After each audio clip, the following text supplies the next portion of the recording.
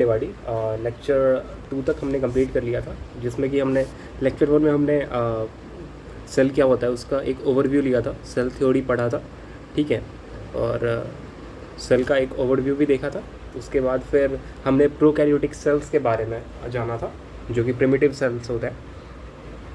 Lecture 2 के अंदर हम यूकैरियोटिक सेल्स स्टार्ट किए थे, और यूकैरियोटिक्स उसमें हमने देखा था कि इवॉल्व कैसे हुआ था प्रोकैरियोटिक सेल से यूकैरियोटिक सेल। और फिर जो उसकी ऑर्गेनल्स जो होता है उसमें सेल वॉल और सेल मेम्ब्रेन हम ख़त्म कर चुके थे। अब उससे आगे हम कंटिन्यू करेंगे यहाँ से अब, ठीक है।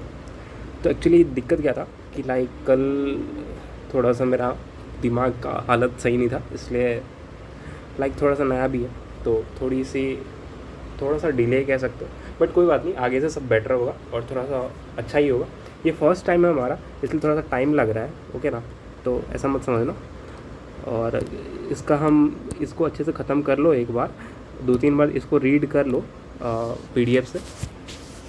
उसके बाद फिर जब हम रिवीजन लेक्चर लेके आएंगे, है ना, कभी संडे वनडे को अगर फ्री टाइम में मिला तो 20 से 25 मिनट में पूरा का पूरा चैप्टर एक बार फटाफट से उसका लेक्चर, है ना, डाल देंगे। बट प्लीज़ एक बार अच्छे से चैप्टर को क्लियर कर लो। अगर कोई दिक्कत होता है तो या तो डायरेक्टली पूछ लो, या एक बार लेक्चर करने के बाद 2-3 बार तुम PDF से पढ़ लिए, सब समझ लिए सारा पॉइंट, तो फिर कोई दिक्कत नहीं है, फिर तो बस इसी को रिवाइज करना अच्छे से। हाँ, तो अब हम स्टार्ट करते हैं एंडोमेम्ब्रेन सिस्टम। एंडोमेम्ब्रेन सिस्टम क्या होता है? मैंने तुमको बताया था कि ऑर्गेनल्स जो होता है वो सब सेलुलर स्ट्रक्चर होता है, मतलब सेल के अंदर का स्ट्रक्चर, सेल के नीचे लेवल का, है ना। और वो ऑर्गेनल्स क्या करता है, जैसे देख, हमारा एक बॉडी है ना, एज अ होल, तो हमारे पास बहुत सारा ऑर्गन्स है और अलग अलग ऑर्गन्स अलग अलग फंक्शन परफॉर्म करता है। उसी तरह सेल के अंदर क्या होता है, सेल के अंदर क्या होता है, अलग अलग ऑर्गेनल्स होता है ना। और वो सब डिस्टिंक्ट फंक्शन को प्रोवाइड करता है, परफॉर्म करता है बेसिकली, है ना। कोई एनर्जी प्रोड्यूस कर रहा है, कोई रिस्पायरेशन कर रहा है ना। तो वेयर एज न्यूक्लियस जो होता है वो क्या करता है, वो कंट्रोल करता है पूरे सेल को, है ना, बेसिकली कंट्रोल सेंटर, है ना। उसके बाद लाइसोसोम क्या होता है, लाइसोसोम इससे बारे में जानेंगे अब। राइबोसोम्स क्या होता है, राइबोसोम्स प्रोटीन सिंथेसिस करता है, तो दैट, ठीक है। तो यहाँ पे बोल रहा है कि while each membranes organelle is distinct in terms of structure and function, सबका अलग अलग होता है, स्ट्रक्चर अलग होता है और फंक्शन भी अलग अलग होता है। लेकिन बहुत सारे ऑर्गेनल्स ना, लेकिन many these are considered together as endomembrane system because their functions are coordinated। जैसे बहुत सारे ऑर्गेनल्स होते हैं जिनका कि फंक्शन क्या होता है ना, एक दूसरे से रिलेटेड होता है। तो एंडोमेम्ब्रेन सिस्टम में कौन कौन से आते हैं, तो endoplasmic reticulum, Golgi complex, lysosome और वैक्यूल्स, ठीक है। ये इनका जो फंक्शन होता है वो कोऑर्डिनेटेड होता है। एंडोप्लाज्मिक रेटिकुलम जो होता है ये 2 टाइप के होते हैं, है ना, RER। अगर राइबोसोम होंगे तो रफ एंडोप्लाज्मिक रेटिकुलम, अगर नहीं होंगे तो स्मूथ एंडोप्लाज्मिक रेटिकुलम, ठीक है। RER क्या सिंथेसिस करता है, प्रोटीन, ओके, प्रोटीन सिंथेसिस करता है। और smooth endoplasmic reticulum lipid synthesis करता है। और फिर ये दोनों क्या होता है, ये दोनों फिर जाता है गोल्गी बॉडी के पास, और वहाँ से क्या होता है, वो बेसिकली उसको पैकेजिंग का काम करता है, उसको पैकेज करता है और फिर उसको ट्रांसपोर्ट करता है सेल के अंदर अगर ज़रूरत होती है तो वहाँ पे, या फिर सेल से बाहर। वेयर एज लाइसोसोम जो होता है वो गोल्गी बॉडी से बनता है, और उसके अंदर क्या होता है, लाइसोसोम्स एक प्रोडक्ट है जो गोल्गी बॉडी ही लाइसोसोम को सिंथेसिस करता है, उसका सिंथेसिस करता है। और लाइसोसोम के पास बहुत सारे एंजाइम्स होते हैं, डाइजेस्टिव एंजाइम्स प्रोटीएजेस, कार्बोहाइड्रेसेस, इसके बारे में आगे देखेंगे। और वैक्यूल्स क्या होता है, वैक्यूल्स स्टोरेज से काम करता है। तो इन endoplasmic reticulum, Golgi complex, lysosome और वैक्यूल, इस चारों ऑर्गेनल्स का जो फंक्शन होता है वो कोरिलेटेड होता है, इसलिए हम इसको एंडोमेम्ब्रेन सिस्टम में कंसिडर करते हैं, ठीक है। Since functions of mitochondria, chloroplast, peroxisomes are not coordinated with the above components, these are not considered as a part of the endomembrane system. Mitochondria हो गया, क्लोरोप्लास्ट हो गया, पेरिक्सोसोम, इन सब का जो फंक्शन है वो कोऑर्डिनेटेड नहीं होता है ना, इंडिविजुअली वो अपना काम करता है, लाइक है ना, वो डिपेंडेंट नहीं होते किसी और दूसरे के ऊपर, या फिर कोऑर्डिनेटेड नहीं होते किसी और दूसरे ऑर्गेनल्स के साथ, इसलिए इनको एंडोमेम्ब्रेन सिस्टम में कंसिडर नहीं किया जाता है। ओके, आई होप यहाँ तक क्लियर होगा। अब हम एंडोप्लाज्मिक रेटिकुलम से स्टार्ट करेंगे। आई थिंक इस चैप्टर में ना पेरिक्सोसोम्स के बारे में बहुत डिटेल में दिया नहीं है, तो तुम थोड़े कंफ्यूज हो रहे होगे कि ये क्या होता है। ये बेसिकली ना लाइजोसोम की तरह ही होता है और सारे यूकैरियोट्स में पाया जाता है, लाइजोसोम्स की तरह ही होता है। और ये क्या करता है, ये भी मेटाबॉलिज्म करता है, लाइक सबस्ट्रेट का ब्रेक डाउन करना, है ना, वो सब करता है। तो बहुत हल्का सा एक आइडिया दे दिया, बहुत ज़्यादा छोड़ दे, बस नाम ध्यान पे रख ले। पेरिक्सोसोम, माइटोकॉन्ड्रिया, क्लोरोप्लास्ट, पेरिक्सोसोम, ये तीनों ऑर्गेनल्स ही हैं, तो उनका फंक्शन कोऑर्डिनेटेड नहीं होता है, इसलिए उनको एंडोमेम्ब्रेन सिस्टम में नहीं कंसिडर करते। चलो अब एंडोप्लाज्मिक रेटिकुलम से स्टार्ट करते हैं।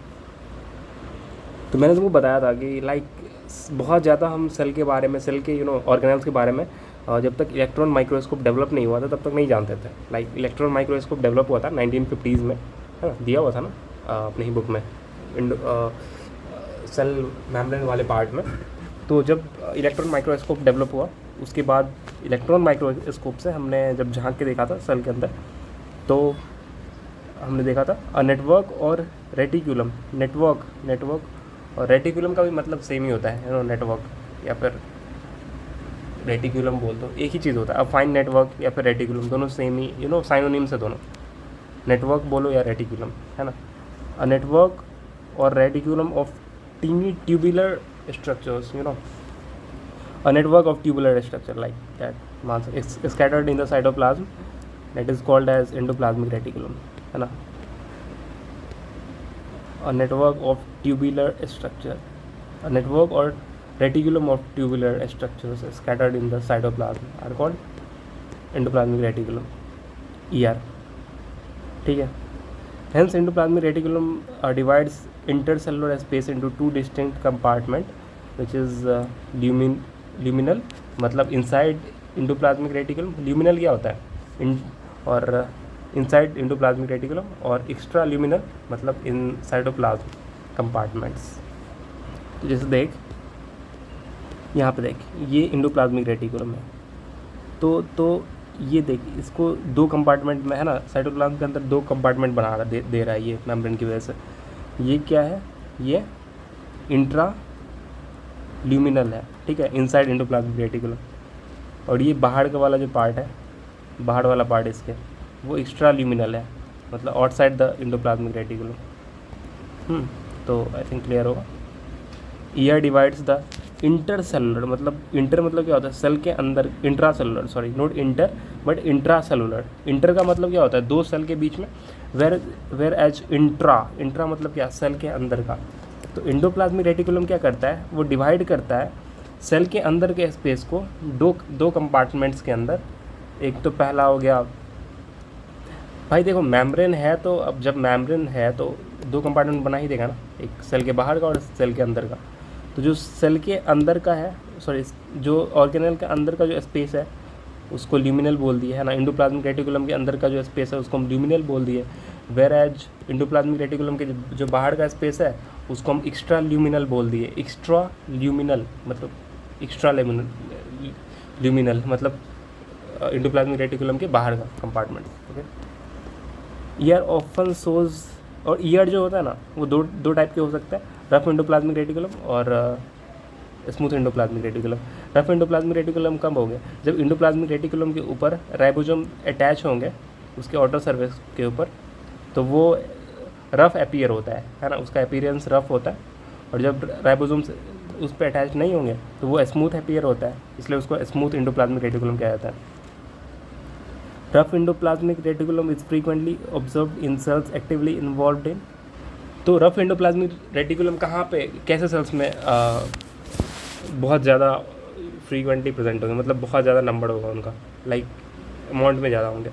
तो ऐसे सेल्स में जो एक्टिवली इन्वॉल्व है, पहला देखो रफ एंडोप्लाज्मिक रेटिकुलम, वहाँ पे राइबोसोम से अटैच है तो प्रोटीन सिंथेसिस ही करेगा ना, तो rough endoplasmic reticulum is frequently observed in cells actively involve in protein synthesis और सिक्रीशन, जो कि प्रोटीन सिंथेसिस करता है और सिक्रीशन करता है, वैसे सेल्स में बहुत एक्टिवली प्रेजेंट होता है, फ्रीक्वेंटली वहाँ तो ज़्यादातर पाया जाता है। Like rough endoplasmic reticulum frequently कहाँ पे पाया जाएगा, तो ऐसे सेल्स में जो एक्टिवली इन्वॉल्व होंगे प्रोटीन सिंथेसिस में या तो secretion, protein synthesis and secretion, okay. They are extensive and continuous with outer membrane of nucleus. जो रफ एंडोप्लाज्मिक रेटिकुलम है ना, वो मैं दिखाता हूँ, आगे दिखाऊंगा, तो वो कंटिन्यूस होता है जो न्यूक्लियस होता है उसके आउटर मेम्ब्रेन के साथ। वेयर एज जो स्मूथ एंडोप्लाज्मिक रेटिकुलम होता है वो major side of for synthesis lipids. Smooth endoplasmic reticulum के ऊपर कोई राइबोसोम्स नहीं होता है, इसलिए वो स्मूथ अपीयर करते हैं, और वो किस चीज़ का सिंथेसिस करता है, प्रोटीन का तो करेंगे नहीं, किसी से करेंगे, लिपिड्स का। स्मूथ एंडोप्लाज्मिक रेटिकुलम लिपिड्स का के सिंथेसिस में हेल्प करता है। In animal cells lipids like steroidal hormones are synthesized in smooth endoplasmic reticulum. Animals के अंदर लिपिड जैसे कि स्टेरॉयडल हार्मोन एनिमल्स के अंदर जो लिपिड्स जैसे कि स्टेरॉयडल हार्मोन सिंथेसाइज होता है कहाँ पे, स्मूथ एंडोप्लाज्मिक रेटिकुलम में। एनिमल सेल्स के अंदर lipids like steroidal hormones are synthesized in smooth endoplasmic reticulum. चलो ईआर को थोड़ा देख लेते हैं। तो क्या बताया था, एंडोप्लाज्मिक रेटिकुलम जो होता है ना, वो लाइक देख डेंस नेटवर्क और रेटिकुलम, डेंस नेटवर्क और रेटिकुलम दोनों सेम ही वर्ड है, साइनोनिम्स है।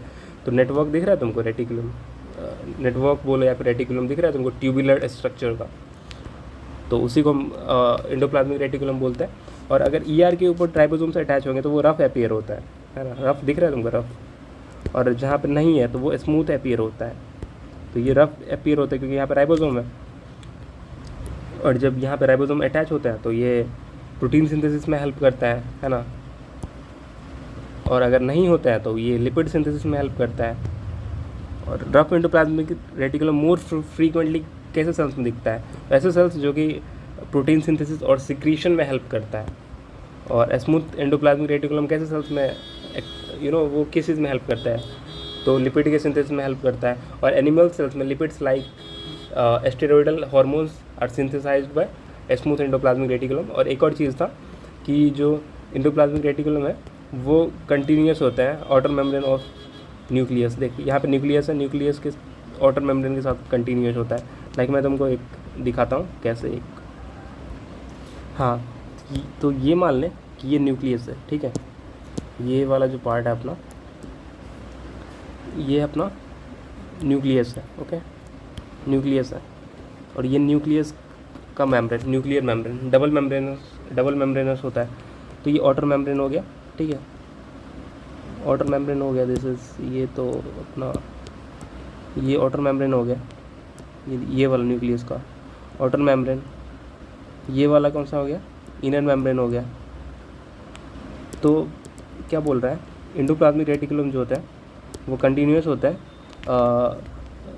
न्यूक्लियस के आउटर मेम्ब्रेन के साथ, ठीक है, दिख रहा है तुमको, हाँ, कंटिन्यूस होता है, ऐसे ही कंटिन्यूस होता है। और ये जो दिख रहा है तुमको, ये पीला पीला जो है, दिस इज़ वाट, ये क्या है, ये है अपना, ये RER है, रफ एंडोप्लाज्मिक रेटिकुलम। और जहाँ पे राइबोसोम्स नहीं है, ये क्या है, स्मूथ एंडोप्लाज्मिक रेटिकुलम। तो आई होप कि ये तुमको समझ आया होगा। ये क्रोमैटिन अंदर, छोड़, इस सब के बारे में देखेंगे आगे। अब क्लियर है सारा, smooth endoplasmic reticulum, rough endoplasmic reticulum, इसका फंक्शन भी तुमको पता है। अब आगे देखते हैं, चलो लेट्स मूव, इसको रहने ही देते हैं, हाँ रहने देते हैं। तो अब गोल्गी बॉडीज़ क्या होता है, कैमिलो गोल्गी है ना, कैमिलो गोल्गी बॉडीज़ का डिस्कवरी किसने किया था, किसने देखा था फर्स्ट टाइम, तो कैमिलो गोल्गी CAMILO,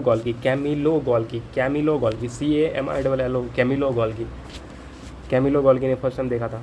कब देखा था, 1898 में कैमिलो गोल्गी ने 1898 में फर्स्ट टाइम देखा था densely stained reticular structures near the nucleus. Reticular का मतलब क्या होता है? रेटिकुलम का मतलब होता है a network, a dense network, ऐसा क्योंकि नेटवर्क और रेटिकुलम दोनों सेम ही होता है ना, साइनोनिम्स होता है। तो उन्होंने फर्स्ट टाइम लाइक देखो, हम सेल को जब देखना होता है ना माइक्रोस्कोप के अंदर, तो हम डाई करते हैं उसको, उसके ऊपर तुमने पढ़ा होगा ग्राम स्टेनिंग, है ना, डाइंग वाला प्रोसेस देख लेना यूट्यूब से कि सेल को कैसे ऑब्जर्व करते हैं। स्लाइड के अंदर डालते हैं, फिर उसके अंदर डाई डालते हैं, कलर डालते हैं, तब जा कर के हमें विजिबल होता है उसके अंदर का ऑर्गेनल्स वगैरह सब। तो एक छोटा सा वीडियो होगा, सर्च करके एक बार देख लेना। तो फिर हम डाई करते हैं, तो फिर हमने बहुत सारे ऑर्गेनल्स क्या करते हैं, वो कलर को रख लेते हैं, एक्वायर कर लेते हैं। तो उन्होंने कैमिलो गोल्गी ने 1898 में फर्स्ट टाइम ऑब्जर्व करा था डेंसली स्टेन्ड इसलिए बोल रहे क्योंकि वो कलर एक्वायर कर लेता है। तो densely stained reticular structures near the nucleus के पास में, they were later named Golgi bodies after him. तो फिर उस जो स्ट्रक्चर्स थे उनको गोल्गी बॉडी नाम रख दिया गया, उन्हीं के नाम के बेसिस पे, साइंटिस्ट के नाम के ऊपर। Golgi bodies consist of many flat disc shaped sacs और cisternae of diameter 0.5 to 1 nanometre, 0.5 to 1 micrometre, okay, micrometre 0.5 into 10 to the power, micrometre कितना होता है 10 to the पावर -6 मीटर, और या फिर 1 into 10 to the power -6 metre, like 0.5 से 1 micrometer के बीच में होता है उसका डायमीटर, जो फ्लैट डिस्क शेप्ड सैक्स और सिस्टर्न है। These are stacked parallel to each other, ठीक है। Varied number of cistern are present in Golgi complex. Golgi complex में बहुत सारे गोल्गी बॉडीज आते हैं बेसिकली। सिस्टर्न है, रुक दिखाता हूँ मैं। गोल्गी कॉम्प्लेक्स या फिर गोल्गी बॉडीज सेम ही चीज़ होती है। Golgi cistern are concentrically arranged near nucleus with distinct convex cysts or forming face and concave trans और maturing face। रुक मैं बताता हूँ मतलब ये देखो, ये अपना न्यूक्लियस हो गया, है ना। यहाँ पे एंडोप्लाज्मिक रेटिकुलम है, इसके पास ही देखो,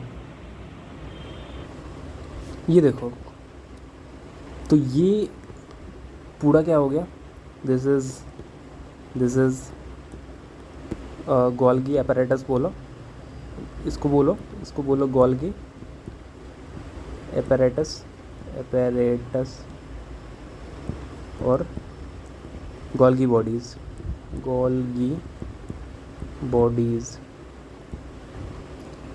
तो मान लो ये एक सेल था, ठीक है। तो उन्होंने क्या किया, कैमिलो गोल्गी ने 1898 में इस सेल को डाई किया होगा, ठीक है। और इन्होंने ये जो कलर है ऑक्यूपाई कर लिया होगा। देखना एक बार यूट्यूब पे, छोटा सा वीडियो, बहुत क्लियर होगा, अच्छे से क्लियर होगा कि डाइंग करके तब जा करके। तो उन्होंने देखा था न्यूक्लियस के पास में बहुत सारे densely reticulum like structures, flat reticulum like structures, जिसको कि हम सिस्टर्ने बोलते हैं। ये सब सिस्टर्ने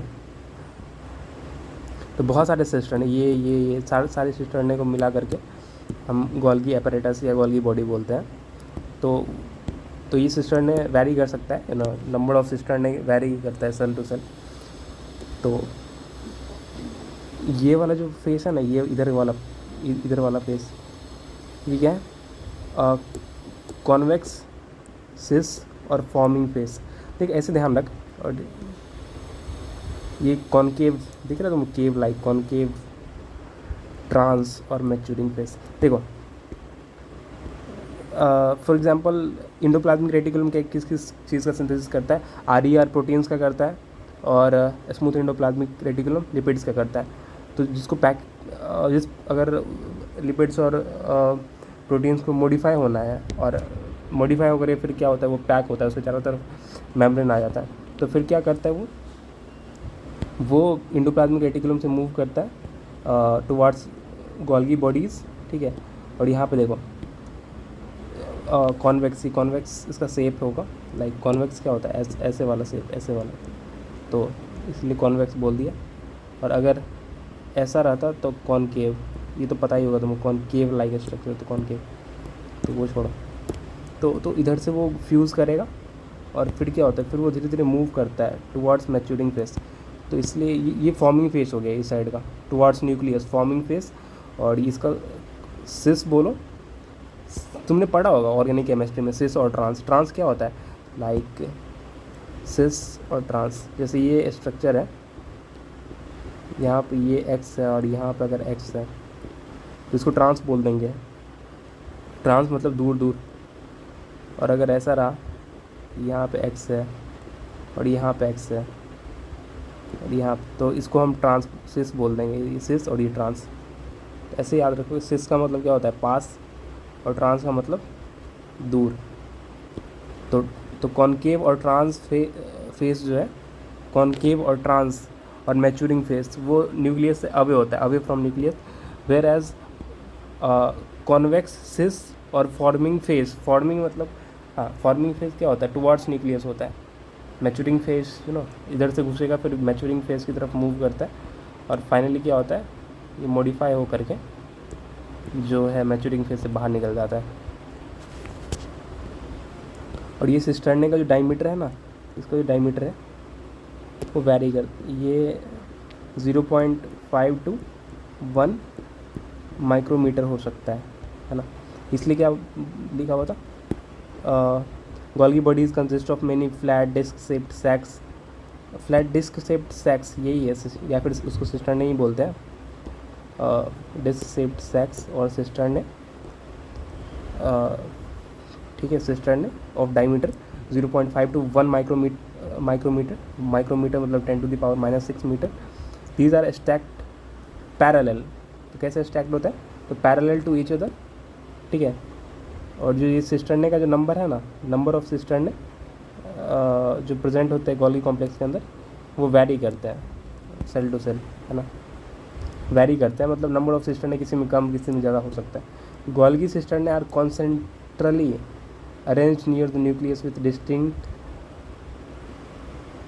पहले तो अरेंज्ड कैसे होते हैं ये बेसिकली सिस्टर्ने, तो कॉन्सेंट्रली, लाइक कॉन्सेंट्रली, और कॉन्वेक्स, सिस और फॉर्मिंग फेस विथ, और कॉनकेव, ट्रांस और मैच्योरिंग फेस। क्लियर ही होगा।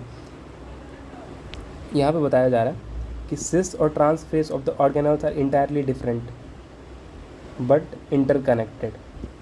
ये सिस और ट्रांस फेस अलग अलग होते हैं, इंटायरली डिफरेंट होते हैं, इधर से क्योंकि इधर से पैक होकर निकलता है और इधर से फ्यूज़ करके अंदर मॉडिफिकेशन। तो सिंपली याद रख कि सिस और ट्रांस फेस जो होता है ऑर्गेनल्स के, मतलब गोल्गी अपैरेटस का, वो इंटायरली डिफरेंट होता है, बट दोनों इंटरकनेक्टेड होता है। इंटरकनेक्टेड तो है भाई, ये सिस इधर, फिर इधर भी सिस, फिर इधर सिस, इधर ट्रांस, फिर सिस, ट्रांस, अलग इंटरकनेक्टेड होता है। Golgi apparatus principally performs functions of, एक minute,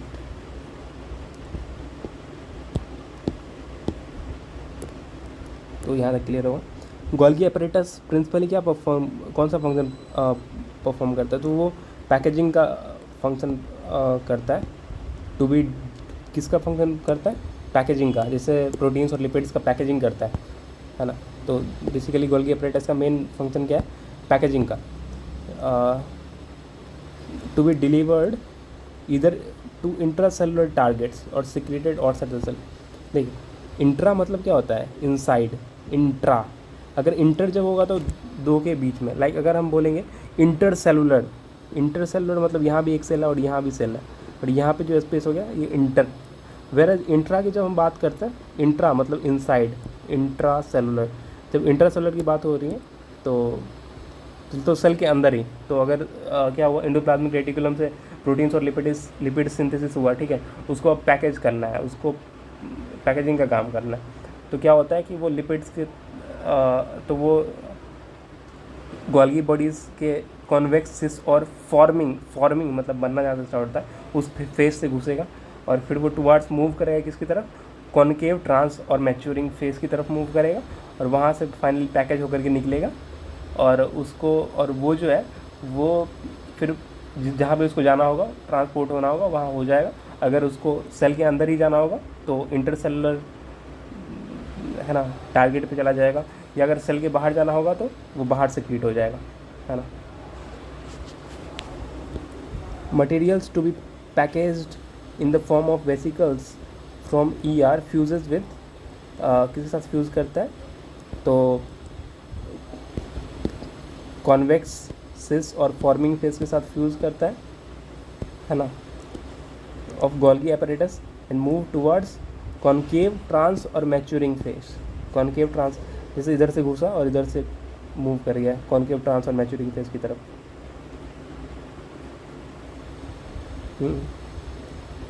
This explains why Golgi apparatus remains in close association with the endoplasmic reticulum।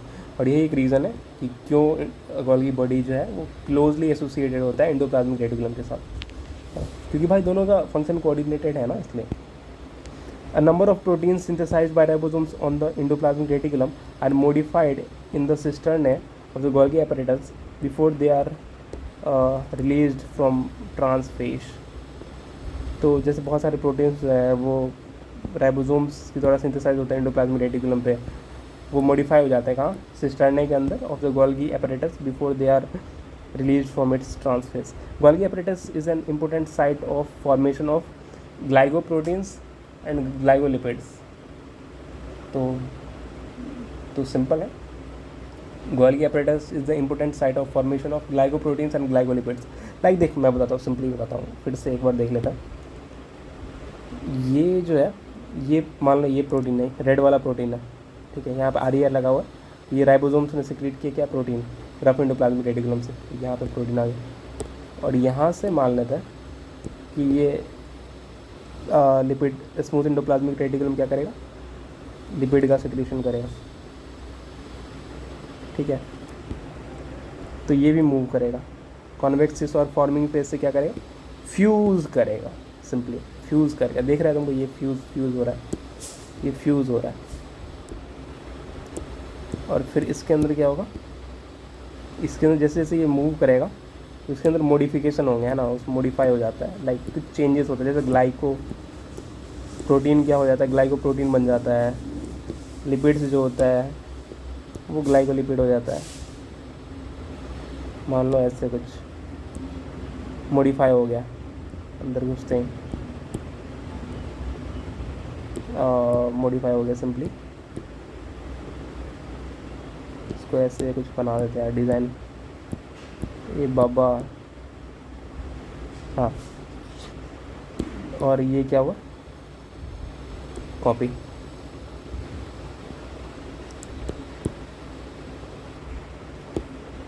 तो मान लो रफ एंडोप्लाज्मिक रेटिकुलम के जो राइबोसोम्स है उन्होंने क्या सिक्रेट किया, प्रोटीन सिंथेसिस किया, ये रहा प्रोटीन, ये रहा प्रोटीन, ये रहा प्रोटीन। और स्मूथ एंडोप्लाज्मिक रेटिकुलम ने क्या सिक्रेट किया, उन्होंने सिक्रेट किया सिंपली लिपिड्स को, ठीक है। और फिर ये फिर वो क्या हुआ, दोनों कॉन्वेक्स सिस और फॉर्मिंग फेज से फ्यूज़ किए और मूव करने लगे कॉनकेव, ट्रांस और मैच्योरिंग फेज के अंदर। ये सिस्टर्नी के अंदर क्या हुआ, उनका मॉडिफिकेशन हो गया, लाइक देख कुछ मॉडिफाई हो गया, प्रोटीन और लिपिड्स, दिख रहा है, मॉडिफाई हो गया। और फिर ये क्या हुआ, फिर कॉनकेव, ट्रांस और मैच्योरिंग फेज से बाहर निकल गया, और ये ग्लाइकोलिपिड्स एंड ग्लाइकोप्रोटीन्स, पैकेजिंग। इसके बाद एक सेल, एक लेयर भी बन गया, लाइक सेल मेम्ब्रेन, एक लेयर बन गया बेसिकली, और मॉडिफाई भी हो गया। तो क्लियर होगा, एक बार रीड कर लेना, एक दो बार अच्छे से समझ आ जाएगा। सिस्टर्ने का कितना डायमीटर होता है, 0.5 से 1 माइक्रोमीटर। अब आगे बढ़ते हैं लाइसोसोम्स के बारे में। तो membrane bond vesicular structures formed by the process of packaging in glycolipids, sorry Golgi apparatus। तो लाइसोसोम्स कैसे बनते हैं, लाइसोसोम्स कैसे बनते हैं, ये भी जो होता है ना वो मेम्ब्रेन बॉन्ड वेसिकुलर स्ट्रक्चर होता है और formed by the packaging of Golgi apparatus। तो सेम इसी प्रोसेस से, ये जो प्रोसेस तुमको दिख रहा है, दिस प्रोसेस, तो इसी प्रोसेस से जो है ना वो लाइसोसोम भी बनते हैं। They isolated the isolated lysosomal vesicles have been found to be very rich in almost all type of hydrolytic enzymes। तो जो ये ऐसे मान लो कि ये गोल्गी बॉडी है, ठीक है, सॉरी ये क्या था, दिस इज़ लाइसोसोम। लाइसोसोम, इसको लाइसोसोम मान लो, ठीक है। मेम्ब्रेन बॉन्ड वेसिकुलर स्ट्रक्चर्स है, और इसके अंदर क्या होता है, हाइड्रोलिटिक एंजाइम्स होता है, almost all type of hydrolytic enzymes. Hydrolytic enzymes क्या किसको बोलते हैं, तो ऐसे एंजाइम्स जो वाटर के प्रेजेंस में ब्रेक डाउन करता है, ठीक है, उसको हम हाइड्रोलिटिक एंजाइम्स बोलते हैं। तो हाइड्रोलेजेस जैसे कि सारे प्रेजेंट होते हैं, लिपेजेस जो कि लिपिड्स का ब्रेक डाउन करते हैं, प्रोटीएजेस जो कि प्रोटीन का ब्रेक डाउन करते हैं, और कार्बोहाइड्रेट जो कि कार्बोहाइड्रेट का ब्रेक डाउन करते हैं।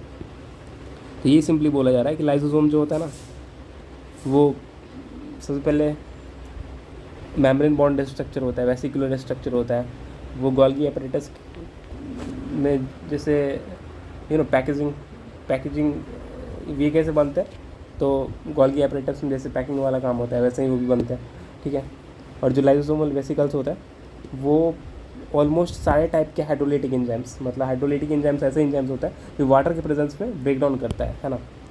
तो लाइसोसोम्स के अंदर क्या होता है, ये लाइसोसोम्स मान लो, उसके अंदर जो ये अंदर वाला पार्ट है उसके अंदर सारा हाइड्रोलिटिक एंजाइम्स होता है, ठीक है। जैसे कि लिपेजेस, लिपिड्स जो कि लिपिड का ब्रेक डाउन करता है, प्रोटीएजेस जो कि प्रोटीन का ब्रेक डाउन करता है, और कार्बोहाइड्रेजेस जो कि कार्बोहाइड्रेट का ब्रेक डाउन करता है। और ये सारे एंजाइम्स किस पीएच पे एक्टिव होता है, तो ये एक्टिव होता है एक्टिव एट एसिडिक पीएच, ठीक है। तो जब तक एसिडिक पीएच नहीं होगा तब तक वो एक्टिवेट नहीं होंगे। दे आर, और ये सारे एंजाइम्स किस पीएच पे एक्टिव होता है, तो एसिडिक पीएच पे। लाइक जैसे हाँ समझ लो सिंपली कि ये जो हाइड्रोलिटिक एंजाइम्स है वो एसिडिक पीएच पे एक्टिव होता है। These enzymes are capable of digesting carbohydrate।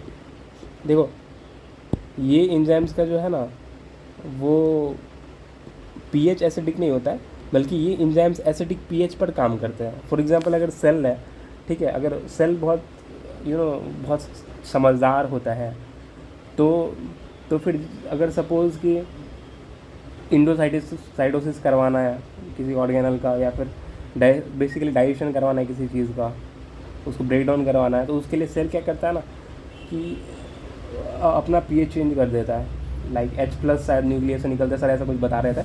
उसके बाद पीएच उस रीजन का एसिडिक हो जाता है।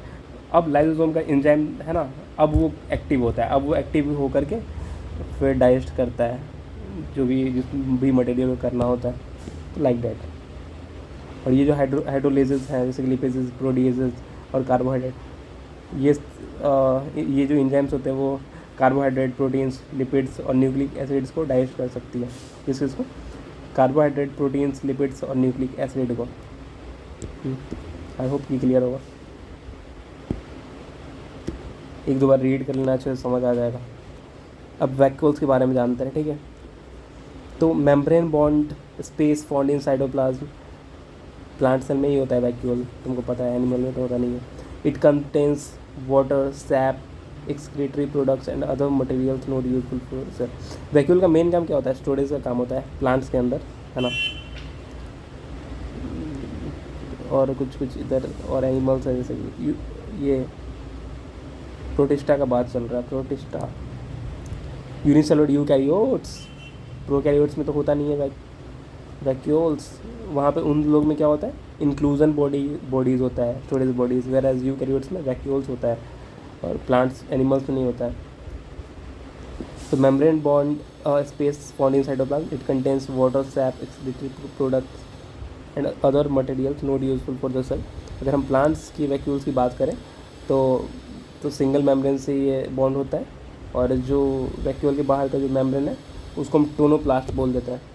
सपोज़ ये प्लांट का वैक्यूल है, वैक्यूल एक ऑर्गेनल है जो कि सेल के अंदर प्रेजेंट होगा, तो इसका जो सिंगल बॉन्ड से सिंगल मेम्ब्रेन से वो घिरा हुआ होता है, उसको हम क्या बोलते हैं, टोनोप्लास्ट।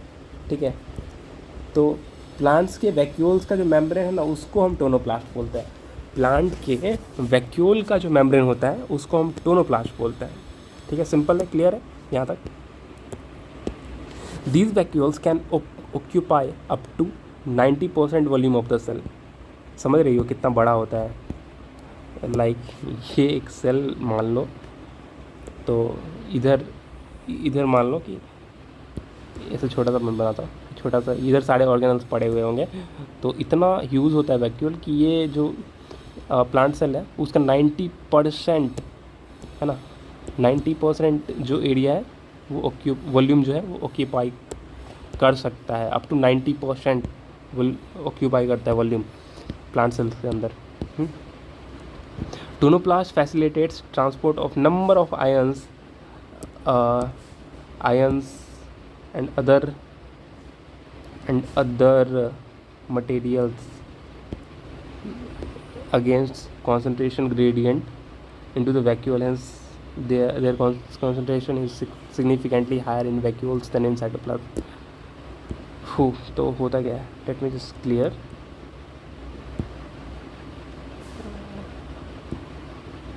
ठीक है, ये मान लो कि एक यहाँ पे इसको हम वैक्यूल मानते हैं। ठीक है, इसको हम वैक्यूल मान लेते हैं, और ये इसके बाहर मान लो कि ये जो मेम्ब्रेन है, ठीक है, तो ये सेल वॉल हो गया।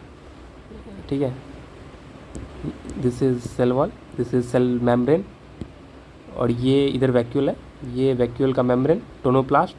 ठीक है, तो टोनोप्लास्ट जो होता है ना, बहुत यहाँ पे मान लो ये मॉलिक्यूल्स है, आयंस और मॉलिक्यूल्स है, तो उसका एक्टिव ट्रांसपोर्ट करवा करके है ना, एक्टिव अपने अंदर कॉन्सेंट्रेशन इंक्रीज़ कर देता है। लाइक जैसे देखो, movement of particles from lower concentration to higher concentration, तो ये एक्टिवली होगा ना बेसिकली। लाइक अपने अंदर बेसिकली एक्टिव ट्रांसपोर्ट करवा के क्या करता है, आयंस और मॉलिक्यूल्स को स्टोर कर लेता है ना अपने अंदर। इसीलिए यहाँ पे बोल रहा है कि जो आयंस और मॉलिक्यूल्स का जो कॉन्सेंट्रेशन है वो हायर होता है वैक्यूल्स के अंदर देन इन साइटोप्लाज्म। साइटोप्लाज्म में कम होता है। ठीक है, एक्टिवली ट्रांसपोर्ट। अगर मान लो पैसिवली होगा तो फिर ये पॉसिबल नहीं है ना। लाइक अगर साइटोप्लाज्म में कम कॉन्सेंट्रेशन है तो फिर वो कैसे वैक्यूल के अंदर मूव करेगा, है ना। हमने पढ़ा था कि पैसिव ट्रांसपोर्ट में क्या होता है, हाई कॉन्सेंट्रेशन से लो कॉन्सेंट्रेशन की तरफ जाता है। जैसे कि अगर यहाँ पे सेल मेम्ब्रेन के अंदर बहुत सारा अगर कॉन्सेंट्रेशन है तब वो मूव कर जाएगा पैसिवली। पैसिवली कहाँ मूव कर जाएगा, वैक्यूल्स के अंदर मूव कर जाएगा। अगर सेल मेम्ब्रेन में कम कॉन्सेंट्रेशन है तो फिर थोड़ी वो मूव करेगा। अगर वैक्यूल्स में ज़्यादा कॉन्सेंट्रेशन है तो उल्टा सेल मेम्ब्रेन में मूव कर जाएगा वो पैसिवली। इसलिए बोल रहा है कि जो टोनोप्लास्ट होता है वो tonoplast facilitates transport of number of ions and other molecules against concentration gradients into vacuole, है ना। Hence their concentration is significantly higher in vacuole than in cytoplasm. तो एक्टिव ट्रांसपोर्ट करवाए क्या करता है, साइटोप्लाज्म से वैक्यूल के अंदर टोनोप्लास्ट जो होता है वो आयंस और मॉलिक्यूल्स को भर देता है। तो प्लांट्स के वैक्यूल्स के बारे में हमने देख लिया। अब हम एमीबा के वैक्यूल्स के बारे में जानेंगे। ठीक है, in amoeba contractile vacuole is important for osmoregulation and excretion. जैसे एमीबा के अंदर क्या होता है, एमीबा जो होता है ना वो एक प्रोटिस्टा है। प्रोटिस्टा के अंदर प्रोटोजोन्स है ना, सब कैटेगरी होगा।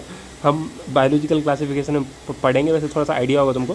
प्रोटिस्टा के अंदर chrysophytes, dinoflagellate, euglenoids, slime moulds and protozoans. तो प्रोटोजोन्स के अंदर एमीबा आता है। ठीक है, तो एमीबा जो होता है ना उसके पास कौन सा वैक्यूल होता है, contractile vacuole is important for osmoregulation और एक्सक्रीशन। तो और ये वैक्यूल किस चीज़ में हेल्प करता है, ऑस्मोरेगुलेशन और एक्सक्रीशन में। लाइक एमीबा पानी के अंदर होता है ना, तो पानी के अंदर होता है तो बहुत सारा पानी जो सेल के अंदर मूव कर जाता है। तो फिर उसके अंदर कौन कॉन्ट्रैक्टाइल वैक्यूल क्या करता है, वो पानी को सेल से अपने अंदर स्टोर कर लेता है और फिर बाहर जा के एक्सक्रीट कर देता है पानी को, मतलब पानी को बाहर निकाल देता है। तो एमीबा का देखिए। फिर in many cells as in protist food vacuole are formed by engulfing food particles. ठीक है। इधर कॉन्ट्रैक्टाइल, एमीबा के अंदर कॉन्ट्रैक्टाइल वैक्यूल, और बहुत सारे सेल्स जैसे कि प्रोटिस्टा के अंदर कॉन्ट्रैक्टाइल, ये फूड वैक्यूल एमीबा के अंदर भी होता है food vacuole. Protist, many protist और in many cells food vacuole are found by engulfing food particles like. तुमने थोड़ा सा एक डायग्राम मैं दिखाता हूँ, ठीक है।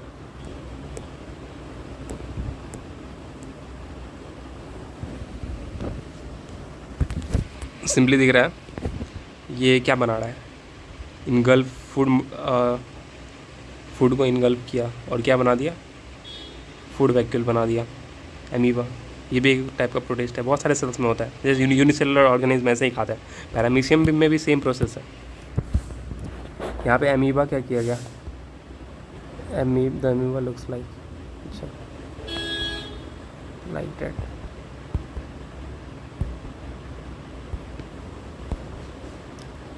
अब ये पैरामीशियम जो भी एक टाइप का प्रोटोजोनी है, प्रोटिस्टा के अंदर आता है।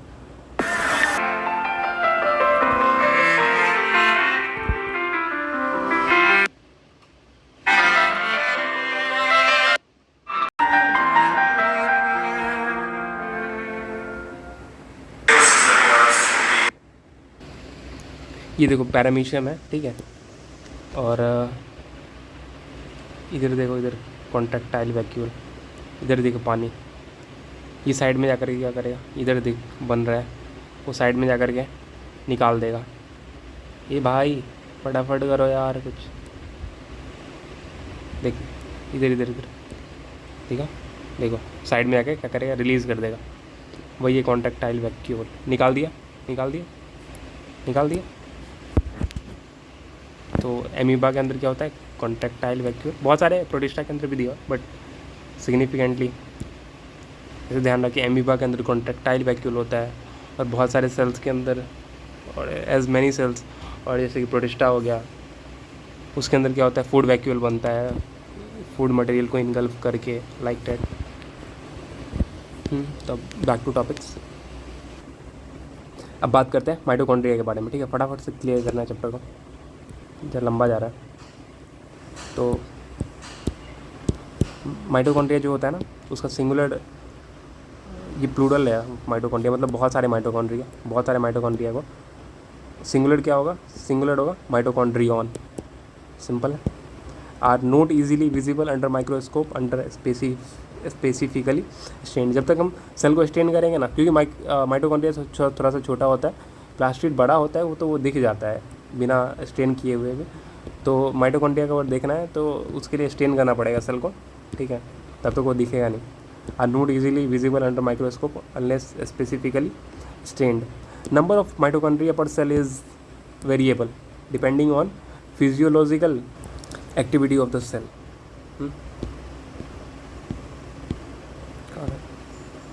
In terms of shape, size, also consider it, so ये शो करता है considerable variation, ठीक है। शेप साइज में भी वेरिएशन दिखाता है। टिपिकल शेप क्या होता है, सॉसेज शेप और सिलिंड्रिकल। टिपिकल शेप क्या होता है माइटोकॉन्ड्रिया का, माइटोकॉन्ड्रियन का, तो सॉसेज या फिर सिलिंड्रिकल। और इसका डायमीटर कितना होता है, इसका डायमीटर जो होता है माइटोकॉन्ड्रिया का, डायामीटर, ये अगर माइटोकॉन्ड्रिया है तो इसका डायमीटर कितना होता है, और ये लेंथ हो गया, डायमीटर होता है 1 से 1 to 4.1 माइक्रोमीटर। इसका डायमीटर कितना होता है 1 to 4.1 micrometre, 1 to 4.1 micrometre, 1 to 4.1 micrometre. और लेंथ कितना होता है इसका, इसका डायमीटर जो होता है, सॉरी इसका उल्टा बोल दिया। इसका जो डायमीटर होता है 0.2 से 1 माइक्रोमीटर होता है, 0.2 से 1 माइक्रोमीटर डायमीटर। ये जो डायमीटर है, ये डायमीटर वो 0.2 से 1 माइक्रोमीटर, 0.2 से 1 माइक्रोमीटर, 0.2 से 1 माइक्रोमीटर। और लेंथ कितना होता है 1 to 4.1 micrometre, 1 to 4.1 micrometre. Diameter कितना होता है माइटोकॉन्ड्रिया का 0.2 से 1 माइक्रोमीटर, 0.2 से 1 micrometre, whereas length 1 to 4.1 micrometre, 1 to 4.1 micrometre, 1 to 4.1 micrometre. Mitochondrion is double membrane bond structure with outer membrane and inner membrane dividing its lumen distinctly into two aqueous compartments that is outer compartment and inner compartment. Inner compartment is filled with inner membrane is inner compartment is filled with dense homogeneous substance called matrix. Inner membrane जो होता है ना, ये सी जो है ये dense homogeneous substance matrix भरा हुआ होता है. मैट्रिक्स क्या होता है? जैसे साइटोप्लाज्म भी टाइप का मैट्रिक्स ही है, न्यूक्लियोप्लाज्म भी टाइप ऑफ मैट्रिक्स ही है ना. तो यहाँ भी मैट्रिक्स होता है इसके अंदर, इनर मेम्ब्रेन के अंदर. Okay. outer membrane forms outer continuous limiting boundary, है ना, forms the continuous limiting boundary of the organ. ये outer membrane क्या करता है? continuous limiting boundary form करता है. थोड़ा वो इंग्लिश अंग्रेजी है भाई. उसके बाद the inner membrane forms a number of infoldings called cristae. ये देखो inner membrane बहुत सारे infoldings को बनाता है, उसको हम क्या बोलते हैं? cristae. ई जो है ये ई cristae. Okay. Towards the matrix, मतलब मैट्रिक्स के टुवर्ड्स ऐसे अंदर घुसाता है ना. तो क्रिस्टे क्या करता है? तो सरफेस एरिया को इंक्रीज़ कर देता है. मान लो कि ये इनर मेम्ब्रेन ऐसे सपाट है, वही जब ये क्या किया है ना, ये ऐसे ऐसे ऐसे ऐसे बना लिया, तो बेसिकली क्या किया? सरफेस एरिया बढ़ गया ना, सरफेस एरिया बढ़ गया. तो इनर मेम्ब्रेन क्या करता है, क्रिस्टे क्या करता है? सरफेस एरिया को बढ़ा देता है बाबा. The two membrane have their own specific enzymes, their own specific. जो दोनों मेम्ब्रेन है इस पर कुछ और अपना एंजाइम्स होगा, बाहर वाले में अपना एंजाइम्स होगा associated with the mitochondrial function. Mitochondria are the sites of aerobic respiration. Aerobic oxygen के प्रेजेंस में क्या करता है? फूड का ब्रेक डाउन करता है. एनारोबिक क्या होता है? एनारोबिक ऐसा रिस्पायरेशन होता है जो जिसमें ऑक्सीजन के एब्सेंस में ब्रेक डाउन करता है. माइटोकॉन्ड्रिया एरोबिक शो करता है. एरोबिक रिस्पायरेशन मतलब ऑक्सीजन के प्रेजेंस में ब्रेक डाउन करता है. They produce cellular energy in the form of ATP, adenosine triphosphate. Hence they are called power house of the cell. The matrix also possesses. Matrix ये जो सी matrix है ना, इसके अंदर क्या क्या होता है? तो याद करो, सिंगल सर्कुलर डीएनए होगा, सिंगल सर्कुलर डीएनए जो कि प्लास्टिड्स में भी होता है और माइटोकॉन्ड्रिया में भी होता है. ये दोनों ऑर्गेनल्स के अंदर ही होता है, सिर्फ अलग से एक्स्ट्रा, है ना. तो क्या क्या होगा? सबसे पहला होगा सिंगल सर्कुलर डीएनए होगा, है ना, और आरएनए मॉलिक्यूल्स होगा इसके अंदर. सिंगल सर्कुलर डीएनए, है ना, आरएनए मॉलिक्यूल्स होगा, है ना, राइबोसोम्स होगा, और राइबोसोम्स में भी कौन सा होगा? 70S होगा, है ना. और सेल के अंदर कौन सा होता है? मतलब साइटोप्लाज्म के अंदर 80S होता है. राइबोसोम्स, क्लोरोप्लास्ट और प्लास्टिड और प्रोकैरियोट्स के अंदर 70S होता है. ओके, तो क्लियर पता ही होगा ये. And the components required for the synthesis of proteins as line दिया हुआ है NCERT में. तो आई होप कि ये आप देख लीजिए. इसमें सबसे पहले क्या है? Single circular DNA, RNA molecule, मतलब फ्यू आरएनए, मतलब आरएनए मॉलिक्यूल्स, ठीक है. RNA ribonucleic acid, DNA single circular DNA, RNA molecules होता है कुछ, फिर 70S राइबोसोम होता है, और components required for the synthesis of proteins. ठीक है, 4 चीज़ें.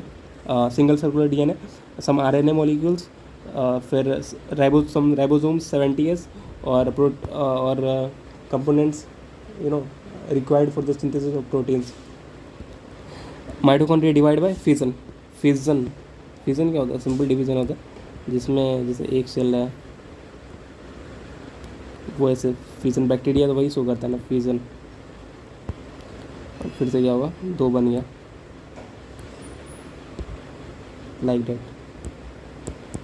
तो माइटोकॉन्ड्रिया कैसे डिवाइड करता है? फिजन से डिवाइड करता है. Plastids found in almost all types of plants and Chlamydomonas a green algae. Chlamydomonas के अंदर होता है, और ऐसे NCERT में दिया हुआ है. वैसे तो सारे एल्गी के अंदर होता है ना. तो यहाँ पे दिया हुआ है found in Chlamydomonas a green alga and plants. There are sorry माफ़ करना, अभी गलती होगी. ये कहाँ पे मिलता है? प्लास्टिड्स सारे एल्गी के अंदर होगा ही भाई, प्लांट किंगडम के अंदर ही आता है। तो ये found in plants and euglenoids plants और यूग्लिनोइड्स प्रोटिस्टा के अंदर आता है ना, यूनिसेलुलर यूकैरियोट्स। बायोलॉजिकल क्लासिफिकेशन थोड़ा डिटेल में देखेंगे, बट यूग्लिनोइड्स के अंदर आता है और प्लांट्स के अंदर आता है। और जो प्लास्टिड्स होते हैं वो इजीली ऑब्जर्व, मतलब इजीली दिख जाते हैं माइक्रोस्कोप के अंदर, क्योंकि वो बड़े होते हैं। They bear some specific pigments thus imparting specific colours to the plant. Plastids के अंदर क्या होता है, अलग अलग पिगमेंट्स होता है जो कि है ना प्लांट को कलर देता है। Based on the type of pigments plastids can be classified into chloroplast, chromoplast and leucoplast. तो क्लियर करता है। क्लोरोप्लास्ट जो होता है ना वो क्या कंटेन करता है, क्लोरोफिल और कैरेटिनोइड्स पिगमेंट्स, है ना। तो क्लोरोफिल के अंदर क्लोरोफिल और कैरेटिनोइड्स पिगमेंट प्रेजेंट होता है which are responsible for trapping of sunlight, है ना, जो कि इसेंशियल होता है फोटोसिंथेसिस के लिए। तो क्लोरोप्लास्ट जो होता है वो क्लोरोफिल और कैरेटिनोइड्स पिगमेंट को कंटेन करता है, और जो कि रिस्पॉन्सिबल होता है किस चीज़ के लिए, trapping of light for photosynthesis. उसमें भी देखो क्लोरोप्लास्ट, ये जो क्लोरोफिल पिगमेंट होता है ना उसका कलर ग्रीन होता है ना। क्लोरोफिल पिगमेंट्स का जो कलर होता है वो ग्रीन होता है, वेर एज जो कैरेटिनोइड्स होता है ना, उसका येलो, ऑरेंज और रेड कलर होता है। तो क्योंकि क्लोरोफिल जो होता है वो ग्रीन दिखता है, इसलिए क्लोरोप्लास्ट जो होता है वो ग्रीन दिखता है, इसलिए क्लोरोफिल बहुत ज़्यादा अमाउंट में होगा, कैरोटीन कम होगा, है ना, कम अमाउंट में प्रेजेंट होगा। तो सिंपल सा बात है, क्लोरोप्लास्ट क्लोरोफिल और कैरेटिनोइड्स को कंटेन करता है ना। Chloroplast contain pigments like contain chlorophyll and carotenoids pigments which are responsible for trapping of light energy which is essential for photosynthesis. उसके बाद chromoplast fat soluble carotenoids pigments like वो, और where जो chromoplast होता है उसके अंदर क्या होता है, कैरेटिनोइड्स होता है। कैरेटिनोइड्स सिर्फ कैरेटिनोइड्स दिया हुआ है। तो क्रोमोप्लास्ट के अंदर क्या होता है, फैट सोल्यूबल कैरेटिनोइड्स पिगमेंट्स, जैसे कि सॉरी यहाँ पे, वेर एज जो क्रोमोप्लास्ट होता है वो फैट सोल्यूबल कैरेटिनोइड्स पिगमेंट, जैसे कि हो गया अपना कैरोटीन, ज़ैंथोफिल और अदर्स को कंटेन करते हैं। और ये सब क्या कलर देता है प्लांट्स को, येलो, ऑरेंज और रेड कलर। जैसे देखो तुमने प्लांट्स को देखा होगा, ग्रीन प्लांट्स को इमेजिन करो अपने आंखों के अंदर, ठीक है, अपने मन के अंदर, पूरा हरा भरा है, टहनियाँ हरी है, पत्ते हरे हैं, मान लो हरे हैं, मतलब अभी तो वो बच्चा ही है तो सारा हरा ग्रीन ही होगा, है ना। लाइक तुमको दिखाता हूँ, ठीक है। ये देखो एक पौधा है, तो यहाँ पे पौधे में देखो अलग अलग, इधर देखो, इधर ग्रीन दिख रहा है, इधर थोड़ा येलोइश दिख रहा है ना, यहाँ पे येलो दिख रहा है, यहाँ पे ऑरेंज दिख रहा है। तो प्लांट्स के अंदर ना क्या होता है, पिगमेंट प्रेजेंट होता है। वो पिगमेंट कहाँ पे होता है, क्लोरोप्लास्ट के अंदर प्रेजेंट होता है। क्लोरोप्लास्ट कितने टाइप का होता है, 3 टाइप का होता है ना। क्लोरोप्लास्ट 3 टाइप का होता है। क्लोरोप्लास्ट बोल रहा हूँ मैं, ये प्लास्टिड, सॉरी, जो पिगमेंट्स होता है वो प्लास्टिड के अंदर प्रेजेंट होता है। और ये प्लास्टिड प्लांट सेल्स के अंदर प्रेजेंट होता है। प्लांट सेल्स में कितने टाइप के प्लास्टिड्स होते हैं, 3 टाइप के होते हैं, क्लोरोप्लास्ट, क्रोमोप्लास्ट और ल्यूकोप्लास्ट, ठीक है। क्लोरोप्लास्ट जो होता है उसके अंदर chlorophyll plus xanthophyll 2 pigment present होता है। Sorry, chlorophyll plus carotenoids, I am really sorry, chlorophyll plus chloroplast के अंदर जो है वो क्लोरोफिल प्लस क्रोमोप्लास्ट। तो बेसिकली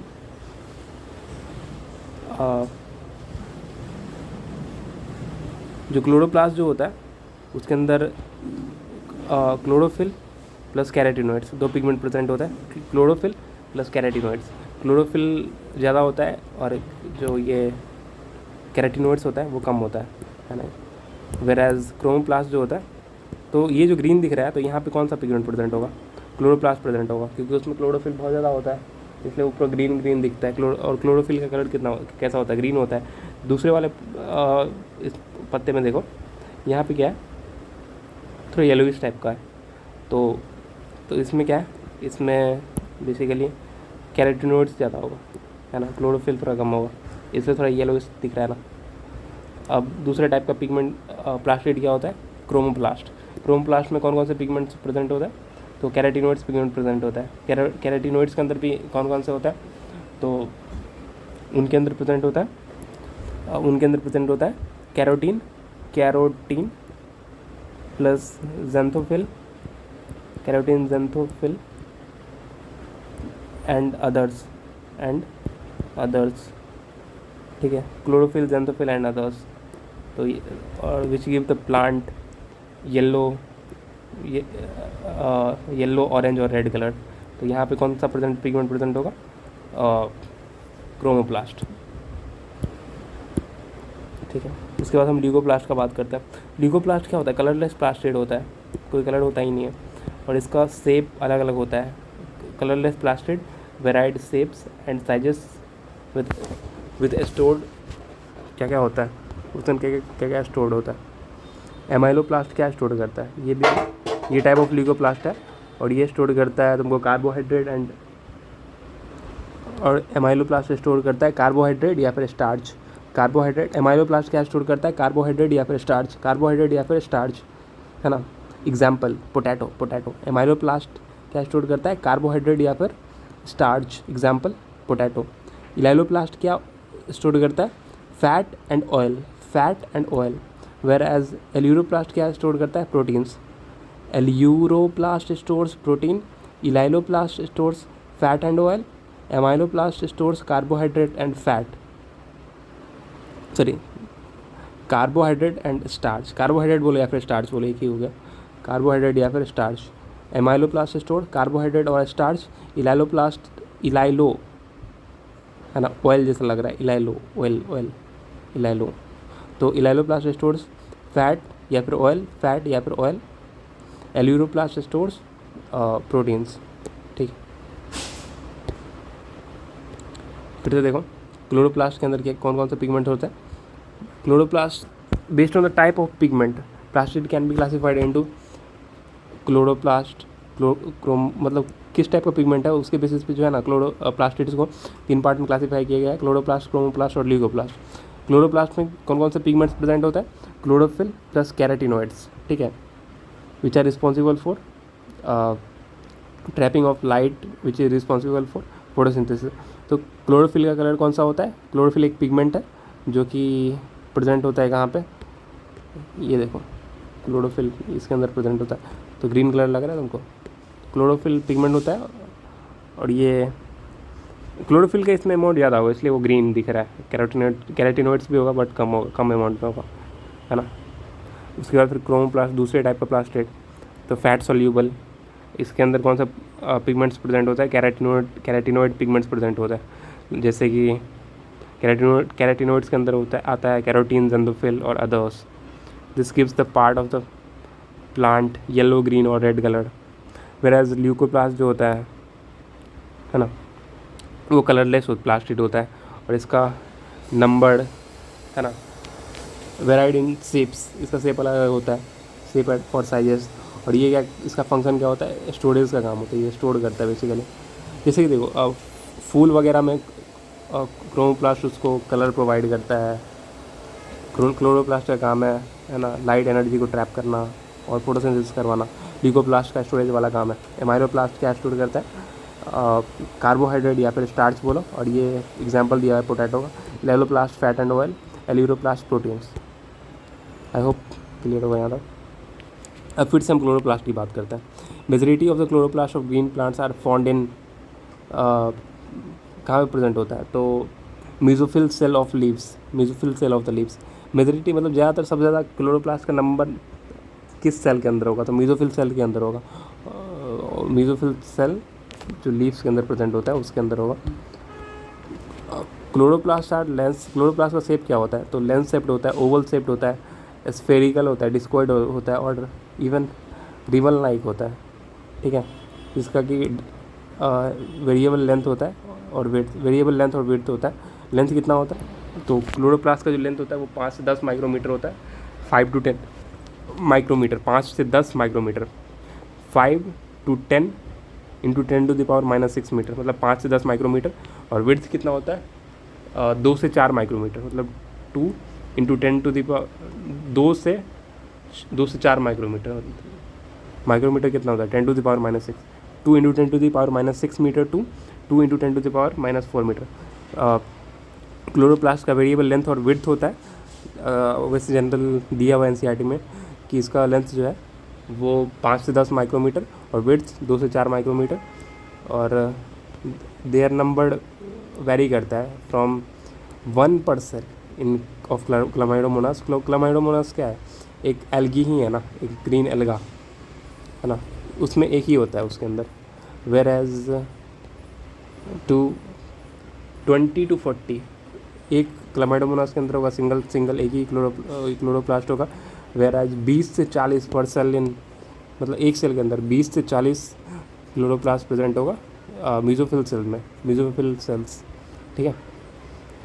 जैसे कि माइटोकॉन्ड्रिया की तरह chloroplast also double membrane bond, ठीक है, डबल मेम्ब्रेन होता है। डबल मेम्ब्रेन किस के पास होता है, यूकैरियोटिक सेल में न्यूक्लियस के पास होता है, माइटोकॉन्ड्रिया के पास होता है, और प्लास्टिड्स के पास होता है। प्लास्टिड्स में क्लोरोप्लास्ट, क्रोमोप्लास्ट और लिगोप्लास्ट तीनों के पास होगा।